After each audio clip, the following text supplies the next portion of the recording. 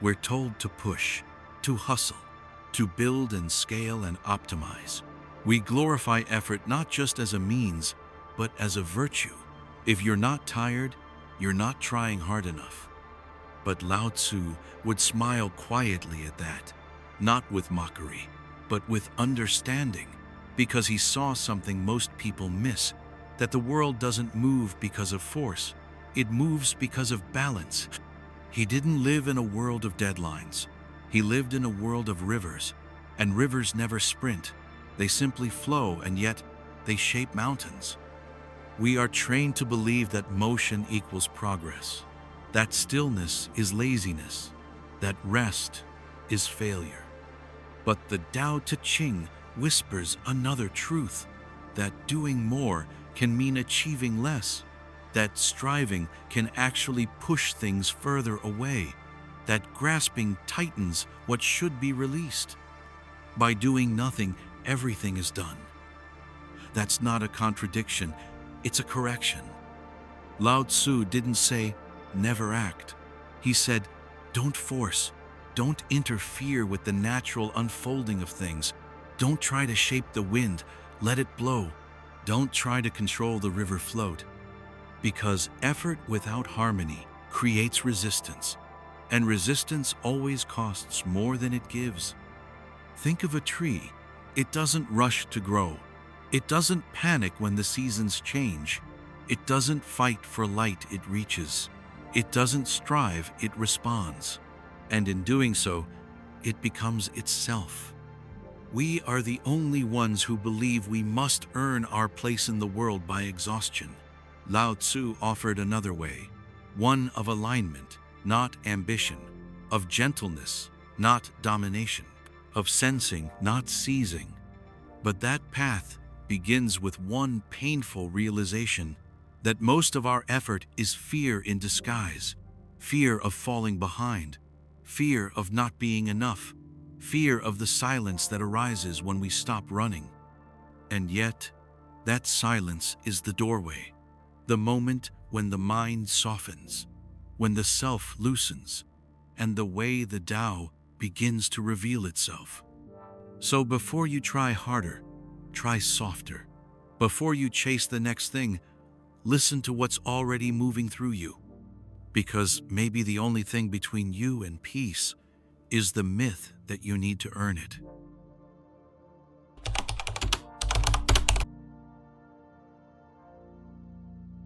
There's a phrase in Taoism that confuses almost everyone at first, Wu Wei. It's often translated as non-doing or effortless action. But it doesn't mean laziness. It doesn't mean passivity. It means alignment. Wu Wei is the art of doing without forcing. It is action that arises from harmony, not from strain. It is how a fish swims, how clouds move, how a cat walks across a ledge with ease, with grace, with no wasted motion. And yet, everything gets done. Lao Tzu saw that most of what we call action is actually interference. We try to bend the world to our will, rather than move with the rhythm already unfolding. We intervene before we understand. We fix what isn't broken. We try to control what never belonged to us. But the Tao is subtle. It's not a plan. It's a pulse, a quiet intelligence moving through all things. Wu Wei is the practice of listening for that pulse and responding with presence. It's not doing nothing. It's not doing what doesn't need to be done. It's stepping back when the ego wants to push forward. It's waiting for the tide instead of swimming against it. It's speaking only when words serve clarity. It's working only when the work arises from stillness, not panic. And paradoxically, Wu Wei is not about avoiding effort. It's about finding the effort that feels like flow. That doesn't mean you never get tired. It means that even when you're tired, you're not fighting yourself. When you live in Wu Wei, you begin to notice. Asterisk, things come to you without chasing. Asterisk, people open without pressure. Asterisk, decisions clarify without force. It feels like magic, but it's not magic. It's natural order allowed, not imposed. Lao Tzu didn't teach a system. He offered a reminder that when you return to stillness, the Tao can move through you. And through that, things begin to happen, not because you made them happen, but because you got out of the way. Wu Wei isn't empty. It's full of trust. A trust that life knows what it's doing, and that your deepest wisdom isn't in controlling the path, but in becoming quiet enough to walk it.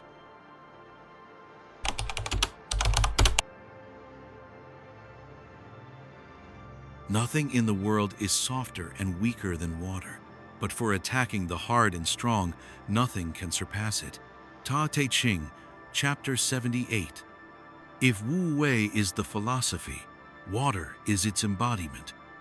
Lao Tzu returned to it again and again, not because it was poetic, but because it was the perfect metaphor for how power flows through the world without resistance.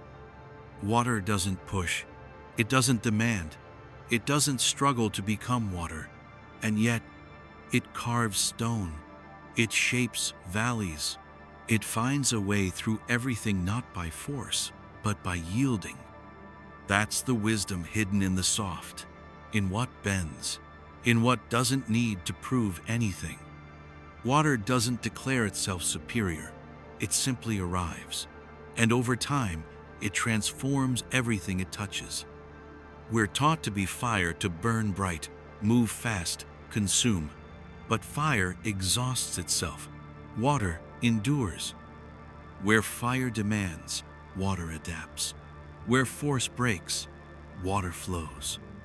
Lao Tzu invites us to move like this, not to fight what's in front of us, but to find the space around it, not to dominate, but to dissolve, not to conquer, but to outlast.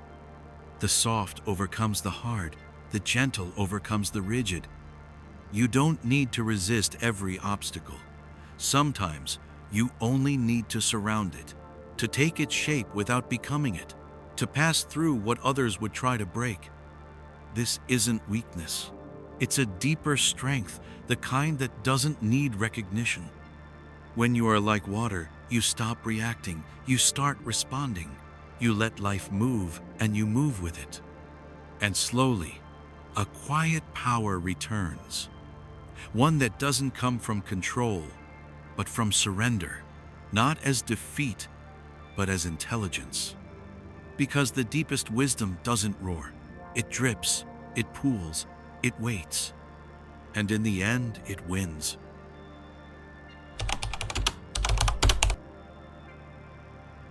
We love the feeling of control. We schedule, plan, calculate, optimize. We create goals, measure progress, track outcomes, and in doing so, we tell ourselves, I am in charge. But Lao Tzu would quietly remind you, you're not. The rain falls when it falls. The body ages when it does. People come and go on their own timelines. And no matter how tightly you grip the steering wheel of life, the road always curves where you didn't expect it to. Control is comforting, but it's also a trap, because it convinces you that effort is the same as alignment, that force is the same as flow, that if you just try hard enough, you can shape reality to your liking. But the Tao doesn't obey force. It moves according to its own rhythm, its own silence, its own mystery. To Lao Tzu, the wise person doesn't try to dominate life, they cooperate with it, not by giving up, but by letting go of the illusion that everything depends on them. The world is ruled by letting things take their course. It cannot be ruled by interfering. There's a deep freedom in this, not the freedom to control outcomes, but the freedom to stop trying to. You no longer need to manipulate every situation. You no longer need to convince people to see it your way. You no longer exhaust yourself fixing what life hasn't asked you to fix. Because you begin to understand, most of what you call problems are just resistance to what is, and most of what you call solutions are just a slower form of control. Letting go is not failure. It's a return to something deeper, something more real than control. Trust. Not blind faith, but trust in the pattern beneath all things, the pattern that existed before your plans and will exist long after them. Control says, I must make it happen. Tao says, it's already happening. And when you see that, you begin to move differently. You stop clutching the reins. You start listening for timing, watching for openings, allowing life to meet you halfway. And slowly, the weight you've been carrying, the need to fix, to force, to steer every moment, it starts to fall away. And all that remains is presence. And that presence, that's where real power begins.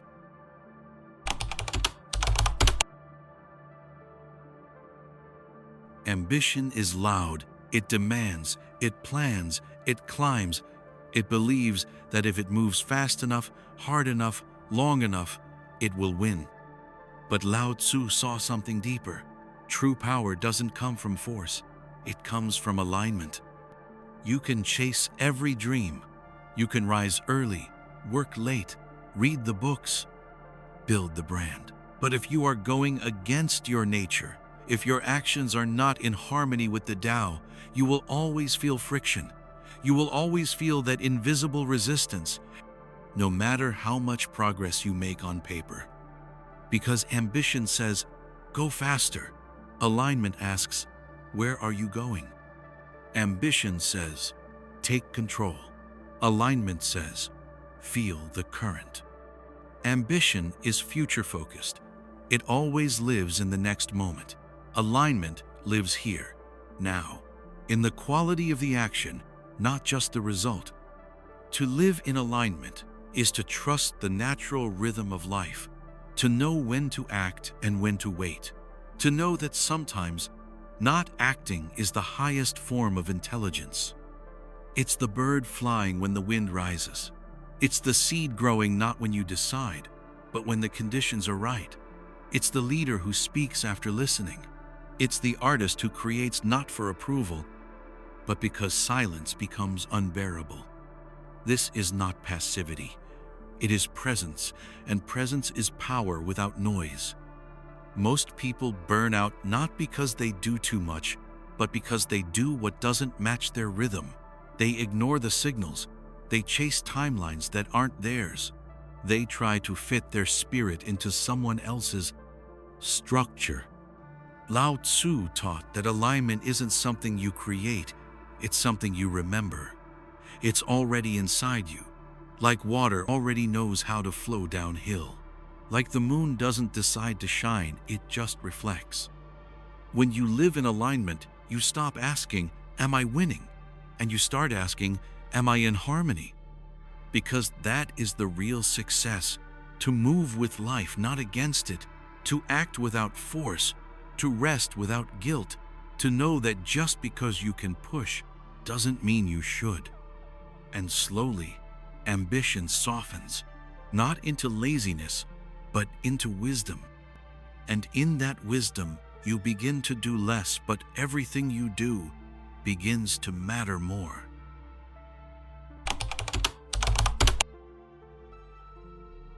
Stillness is underrated. In a world that celebrates action, movement, and momentum, stillness is mistaken for idleness. But Lao Tzu knew better. He saw that all true movement begins in stillness, that before a tree grows, it is still. Before the wave rises, the ocean waits. Before wisdom speaks, silence listens. Stillness is not the opposite of motion. It is its source. We're taught to always be doing, but we rarely ask, doing from where? What is the state beneath the action? Is it rooted or restless? Is it conscious or compulsive? Lao Tzu understood this deeply. He taught that true movement doesn't begin with effort, it begins with alignment. And alignment can only be felt when the noise quiets, when you stop chasing, when you pause. Stillness is not inactivity, It is attention without interference. It's the space where clarity happens. In stillness, you notice things. Asterisk. The timing that's actually right. Asterisk. The path that unfolds without resistance. Asterisk. The answer that arises without effort. It's what the Tao always points back to. Let things reveal themselves. Let life approach you. Let the next step become clear in its own time. Like a pond when agitated, it reflects nothing, but when still, it reflects the sky. That's how your mind works too. When you are still, you become sensitive to energy, to people, to truth. You sense what is real and what is reaction. You move less, but everything you do is more precise, like a single drop of water that lands exactly where it needs to. And the irony? You often accomplish more by doing less, because what you do isn't wasted on friction or force. It comes from the deepest place, from the Tao moving through you. So don't rush stillness. Don't treat it as a pause before the real work begins. Stillness is the work. It is the moment where you return to yourself and remember that you don't have to chase what you are already part of. Let stillness be your starting point. Let it be the soil, and let movement grow from there.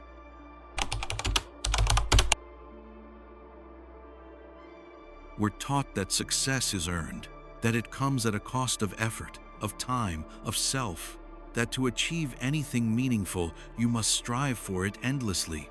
But Lao Tzu saw this differently. He saw that striving is not the path to success, it's the thing that pushes success away. Because striving is based on lack. It says, I don't have enough. I'm not enough. I must force the world to give me what I want. But the Tao doesn't work like that.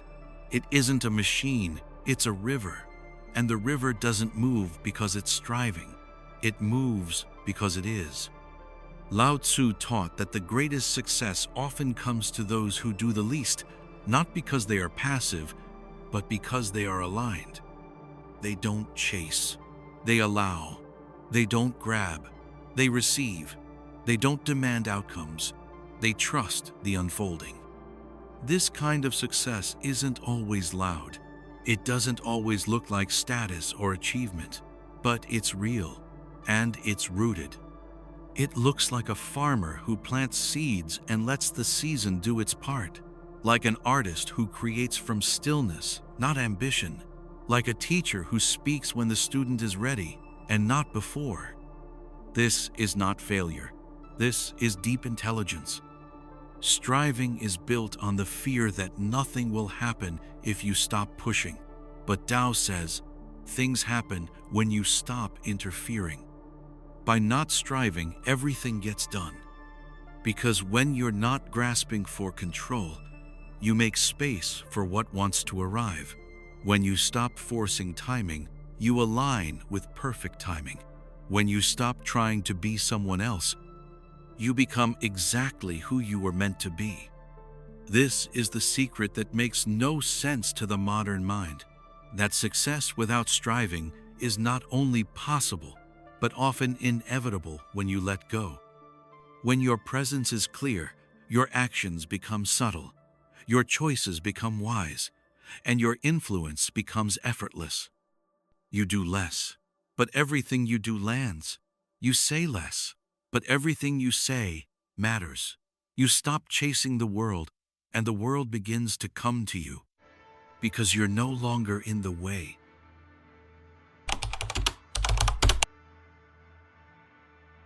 The Tao that can be spoken is not the eternal Tao. Tao Te Ching, Chapter 1. We want clarity. We want instruction. We want someone to give us the steps. Do this, get that. But the Tao doesn't work like that. It doesn't offer a program. It doesn't reward obedience. It doesn't explain itself.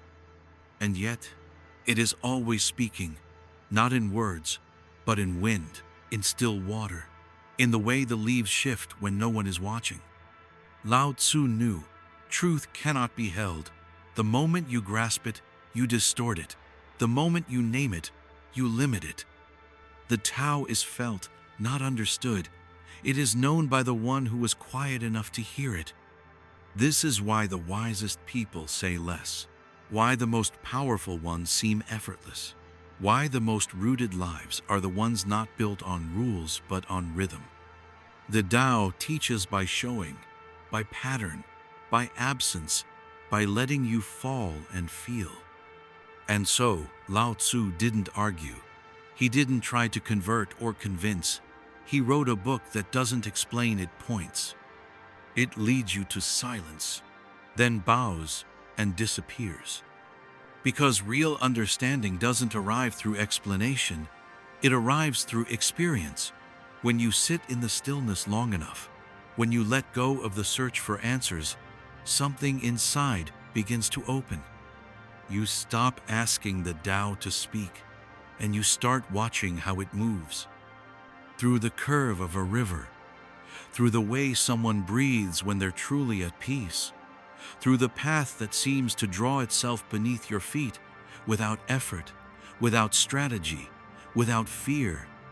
And you begin to trust that what you feel in those moments, that calm, that clarity, that quiet pull, is enough. You don't need to explain the Tao. You don't even need to understand it. You only need to remember, you are already part of it. You always were. And the more you stop trying to control life, the more life moves through you. That's the paradox. That's the freedom. That's the quiet truth Lao Tzu left for us, without preaching, without noise, just a few lines of poetry that open like a door and vanish into the wind.